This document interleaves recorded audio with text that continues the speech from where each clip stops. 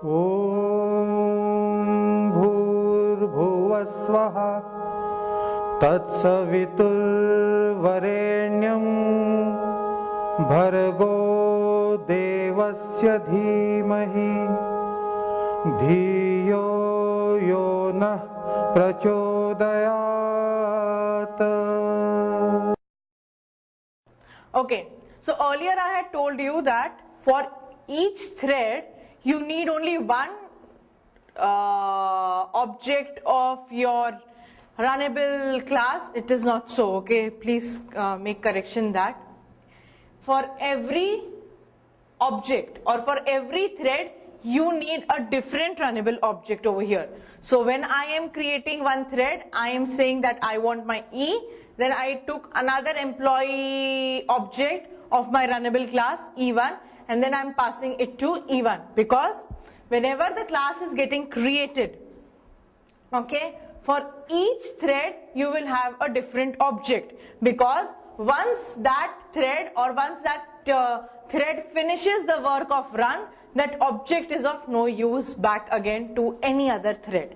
Okay, so now here I'm going to create one more employee object, employee E2 equal to new employee. Okay, so just say Control J, yeah, and make it as E2. Make this as E2. Okay, and give it to my T2. E2 T2. Okay, very funny it is. Yeah. So now I have created my three objects of my runnable class, and then I created my three threads. After that I'm starting my three threads and I'm just saying system.out.println exiting main. Now I would like to compile this and run this application. So first we'll compile it and run it. So now can you just scroll up a little? Scroll up.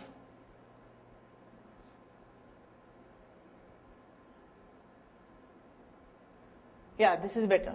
Now this is where we started executing our application. Okay, so just look at the, don't come down, don't come down, go up. See, what did you do? No, come down. Don't change this, yaar, I was explaining it. Come down now. This is our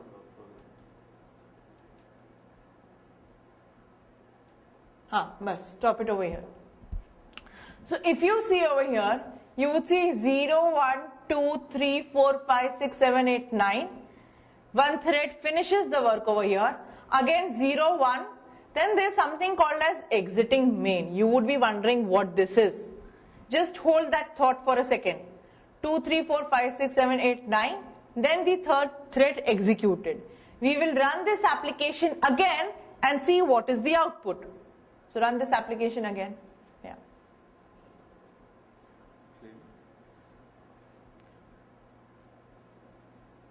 Say Java test. Again it has been, see now where is exiting main coming over here? It is coming over here. Okay. Earlier it was somewhere here and now it has shifted. Where is your exiting main line? Can you go to Edit Plus? It is after you have started all the threads, your exiting main line is coming. Just have a look at the output. I'll tell you why the output is coming like that when I explain you the life cycle of a particular thread. Now let's go to employee, and instead of counting till 10, we are going to make it and count, let the count be changed to 20. Okay, I want to show you guys something, that's why I'm changing the count. So please save it, compile both of the programs and run them again.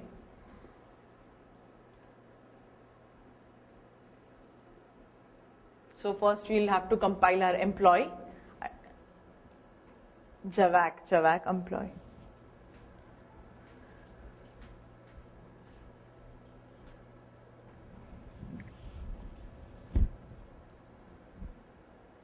Employee.java and then javactest.java, and then we'll execute the application.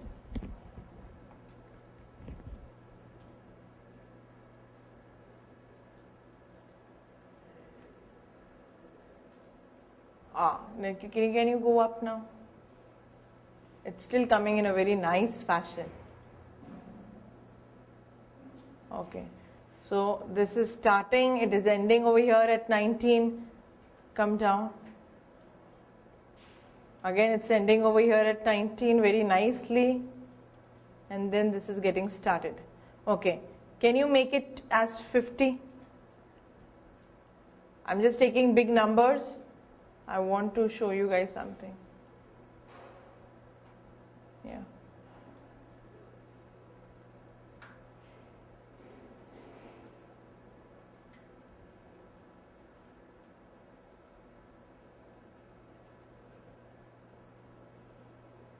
Oh, it's still coming it in a very nice fashion.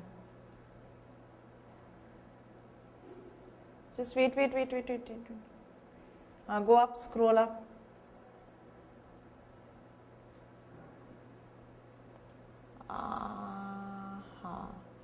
See, look at this. This is 0, 1, 2, 3, 4, 5, 6. Again, 0 is coming in between, some 1 is coming in between, then 7, 8, 9. So if you look at this output, earlier all the outputs were coming as they were designed. Okay? First one thread was starting, it was finishing, then another thread was starting, then finishing, then third thread was starting and finishing. Now, let's go up, scroll up. The moment we change it to 50, this is because 50 requires more time to get executed. Okay? Now look at the output. I want all of you to look at the output very carefully. 0, 1, 2, 3, 4, 5. This is coming fine. This is coming fine. Go down. Fine. 49 exiting main. Then 0, 1. Wait. 0, 1, 2, 3, 4, 5, 6. 0, 1. 7, 8, 9, 10. Blah, blah, blah, blah, blah. Come down. And then it starts from 2, 3, 4, 5. Means because we had counted 0, 1 up. Now you would get confused as to which particular application is counting when. Okay? Who counted this 2, 3, 4? Who counted that 0, 1? Can you go up? Which thread has counted this? Go up, scroll up. Which thread has counted 0, 1? Then it got stopped in between and this other counting has resumed. Now in order to recognize which thread has done what, we are going to name the threads. Okay? So go to our test.java and while creating the thread, say or go to test.java. While creating the thread over here, give a name also or pass a name. Say E, Ram. Ram, give it in string. Then say Sham and then Geeta. Say Sham and then say Geeta. Now what have we done? Apart from creating the threads, we have even given a name to a thread. Okay? Now go to your employee.java and when you are printing, at that time print the name of the thread also as to which thread is counting. So in order to print the name of the thread, I would say, just say plus, concatenate it. Yeah. No, don't give null string. Say current thread,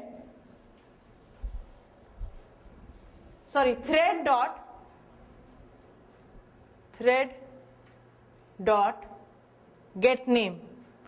Thread dot current thread get name. I thread dot current thread. You can even refer to your runnable class. Current thread, I guess. Go to your thread class. Thread class. Look at the fields. Come down. There is one method which refers get current thread, I guess. Come down. Go to get.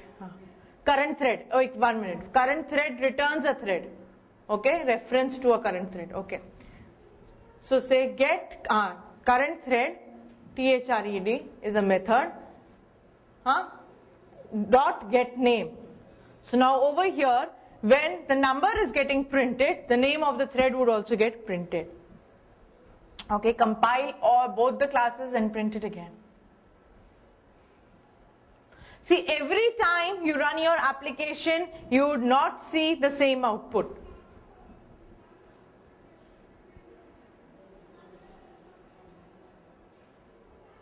See, this is perfect. I wanted to show you this. Go up.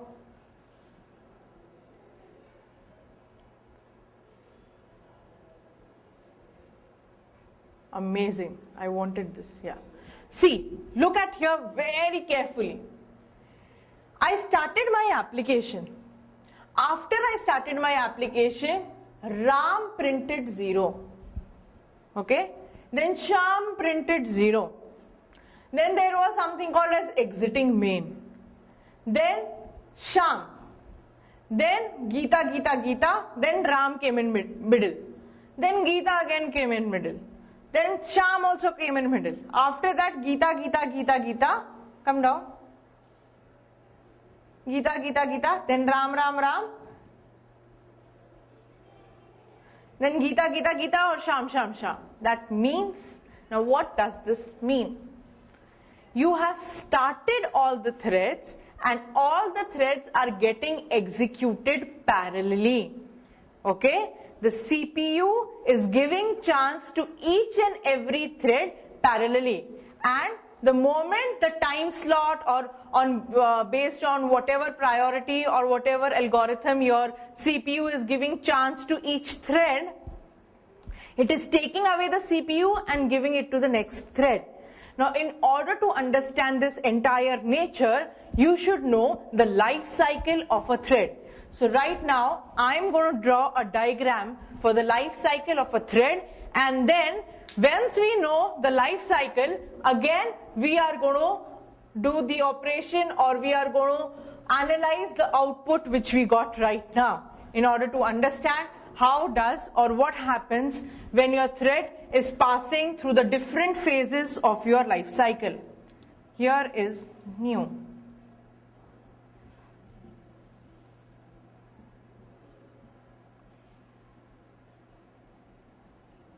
Runnable, running,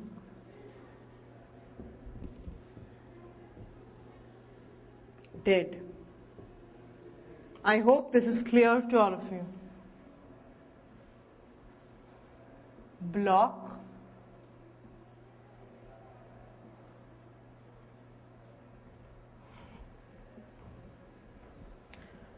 now just very carefully look at the different phases of a particular thread.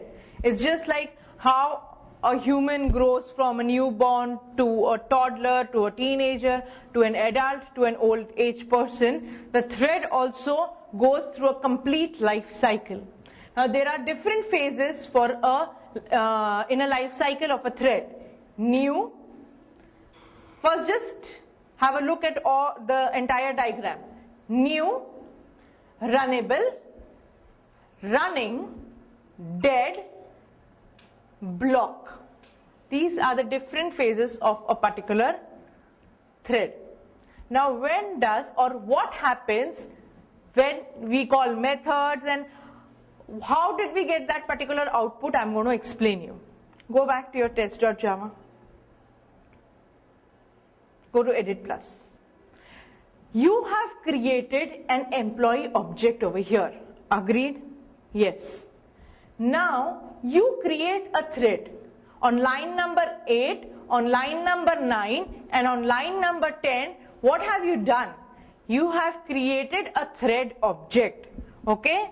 Now the moment you create a thread object, at that time your thread is in this particular stage. That is stage 1.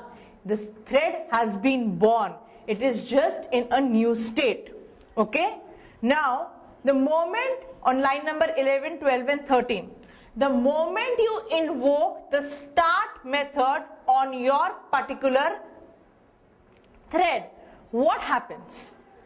You will say, ma'am, it will go for run method, it will execute the run method and it will come out of the run method. No, it is not so. Please, excuse me, इधर देखो यार, मैं यहाँ समझा रही हूँ, अब उसके ऊपर देखना बंद करो. यहां पर लगाओ पूरा focus.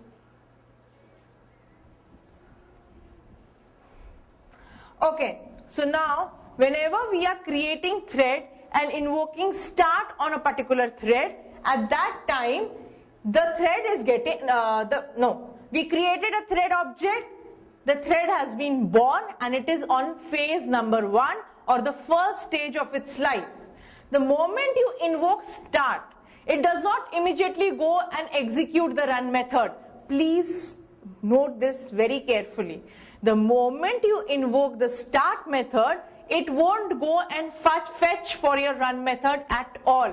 The moment you invoke start, it will enter into another phase. This is nothing but runnable. Okay? This runnable phase is also called as ready to run pool. Okay? So all the threads which have been started will enter into the runnable state, also called as ready to run pool. Okay? Now all the states are just waiting over here so that they get the CPU. The moment they get the CPU, they come from runnable state to the running state, which means I have got the CPU over here. Okay? So what would I do is, I would give the CPU to one of the threads which are there in the ready to run pool or in the runnable state. Okay? The moment I give the CPU to a thread which is in a runnable pool, it will enter into another junction of life and be called as running thread. Okay? So now the thread which is running over here has got the CPU. Then there is something called as the time scheduler. This time scheduler is nothing but the manager of all the threads. The time scheduler runs on, based on each JVM, the time scheduler is going to run on different principles. It can be time TDM, time division multiplexing, FDM, frequency division multiplexing, LRU, least recently used, round robin thing, priority based. The principle of this time scheduler is not known to anybody, okay, apart from people who have created the JVM. So the time scheduler, based on its algorithm, it is going to snatch away the CPU from the running thread and it's going to give the CPU to any thread which is there in the runnable state. Now the moment this particular time scheduler is going to snatch the CPU from the running thread, what will happen to this running thread? I have not finished my work. I have only counted from 0 to 3. I am supposed to count from 4 to 50. But the CPU has been taken away from me. I am an incomplete thread. I have completed my run only 20%. I need to complete more 80%. Then what would happen to the thread? The thread will jump back into runnable pool because it is not completed its work. Okay, so I come back into the runnable pool. Time scheduler must have given this particular CPU to any thread in the runnable and it took the place over here and it started running. Okay, now go back to your output. Go up.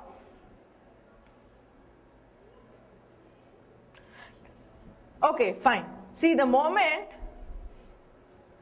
I executed t.start, t1.start, t2.start, where did all of them go? All of them went to this particular state. Then after that, what happened? No, sorry. When these got created, they went into this when these got created, when line number 8, 9, 10 got executed, at that time, my threads were in the new state. The moment I invoke start on them, what happened? They jumped from this state to this state. Okay? Then what happened? Go back to your command prompt. Okay, just close the command prompt. That's fine.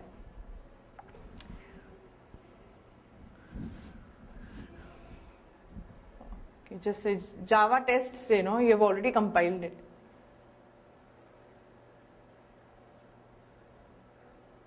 Go up.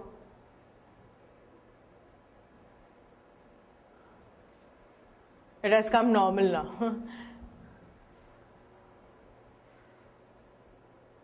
Okay. No, it has not come normal. It's very good what has come right now. So, when the moment the start got executed, where were they? They were into this runnable thing. Then the time scheduler picked one thread from this runnable. Which thread it picked up? It picked up RAM. Okay? So it picked up RAM and it gave the CPU to RAM. Now, what happened? RAM took the CPU and jumped from runnable to the running state. The RAM could only execute 0 and 1. RAM could only execute 0 and 1. When he was executing 0 and 1, he was in the running state and the time scheduler snatched the CPU from RAM. And then it gave to whom? It gave it to Sham. Okay? What happened to RAM then? Did RAM was sitting over here only? No. RAM went back to the runnable state, and that is the reason I have a double arrow over here. Okay? Once you go new, you go to your runnable state. After from runnable state, you keep on switching from runnable to running to runnable. This state or this particular two states are swapped by the help of your time scheduler. Okay? So now again Ram came over here and he was waiting for his turn. Okay? Now Sham was executing. What happened to Sham? Then again the time scheduler said, I want the CPU back. Sham from the running state came back to your runnable state and the CPU was given to another thread which is nothing but Geeta. Now Geeta took the CPU and she was there till 49. Now what happened to Geeta? Geeta got the CPU. It was running and running and running. Geeta finished the entire execution of the run. Okay? After finishing the execution, the time scheduler has not snatched the CPU as yet. Geeta was doing the execution after the run method was completed. That means after she printed from 0 to 49, what happened? Now there is nothing to do. I am going to exit my run method. The moment the thread exits the run method, it will go into the dead state.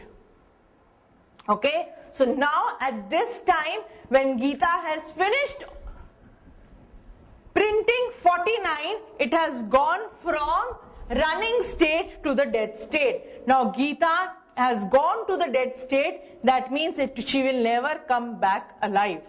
All the threads who are in runnable are only capable of getting the CPU. Now who are left over here? Ram is left and Sham is left. So what happens? Ram gets the CPU now. Okay, so now Ram is running and he will run till 14. Okay, he has printed 14 and now again the CPU is snatched by the time scheduler and given it to Sham. What happened to Ram? He came from running state to runnable state back. Okay, and now he is waiting over here for his turn to come. Till that time, Sham gets the CPU. He jumps from this runnable state to the running state. Okay, and now what did Sham do? Can you scroll down? I think Sham is going to... Sham also finished his counting. After finishing his counting, where did Sham go? Sham went into the dead state. Now, there is only one thread which is remaining, that is Ram, who is in runnable. So it will get the CPU. The moment it gets the CPU, it will go to running state. Now it is going to execute the entire run method. After Ram has completed the entire run method, again it will go into the dead state. What is this blocked state? I'll explain you later. But for now, it should be clear that whenever you create, in order to summarize, whenever you create a thread object, your thread enters into the new state. Whenever you invoke start, your thread does not starts executing immediately. It will enter into this runnable state, which is nothing but ready to run pool. Excuse me. Now, time scheduler, you can say he is one of the manager. Okay, time scheduler has got the job of giving the CPU or converting the state from runnable to running state. It will pick up any one thread from the runnable state and give the CPU. The moment a thread who is ready to run, or the moment the thread who is in runnable state gets the CPU, will acquire running state. Okay? Now, till the time scheduler does not snatch away the CPU from the running thread or from the current thread would be in the running state. The moment I snatch the CPU from the current thread, what will happen to this current thread? It will go back to the runnable state. Okay? So, whenever the time scheduler snatches the CPU from the current thread goes back to the running state. Okay? I will give the CPU to the runnable state. It will, from runnable, it will jump to running. So, these two states, okay, runnable and running, are interchangeable, and they get converted into runnable or running based on your time scheduler. Once your particular thread finishes the execution of your run method, it will go from running to dead state. Once you have reached the dead state, you cannot go back to start. And that is the reason whenever you invoke a start method on a particular thread, you cannot invoke start method again. Okay? You can't say a baby is being born. Okay? He's not good in his studies. You won't say, hey, see boss, I wanted you to be good in studies, you please be born again. You cannot say that. Once the baby is being born, he is born. If he has to go, or the person has got to go, he has got to die and then take a rebirth. Okay? But over here in threads, what happens is, whenever your thread is dead, even after your thread is dead, you cannot invoke start on a particular thread back again. You always have to create new objects in order to say start. Is it clear? So if I invoke, just do one thing, go to edit plus, after exiting main or whatever, say t.start again. That means even if the thread is dying or whatever, see, now when I am saying t.start, I don't know when would this get executed, because even main is a thread in its own self. So even when the main is getting the chance to run, it is printing exiting main in the middle only. Okay, are you guys understanding? Go back over here. Now go up. No, you cleared the screen or what? See, did you get the instances? Exiting main was getting written up, then it was getting written below, it was appearing anywhere it wants. Why was that happening? Because even your main method is a thread. When the main method was getting a chance, it was executing. Then the CPU was getting snatched from main and it was being given to the thread 1 or thread 2 or thread 3 or thread 4. Okay? You cannot invoke start method more than one time on the life cycle or on a particular thread. Can you compile this again? Did you compile it? Go to your edit plus. He has invoked again start method. Compile your test. Just do CLS and come here. CLS, compile your test. Javac test.java. Okay. Run the application again. Run the application. Okay, go up.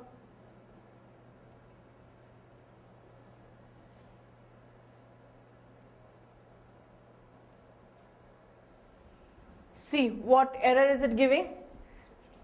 It is giving you an exception saying illegal thread state exception. See boss, you are trying to call a start again on a particular thread. I cannot restart it because it must already be in a runnable state, or it must be in the running state or whatever. Okay? So, burn this into your brain. That start method can be called only once in the entire lifetime of a particular thread. Okay? Now this was the life cycle of a thread. We have missed this block or the block state or the block phase of a particular thread, I would explain you this in the next class. Okay, that would be all for today. We'll continue it later.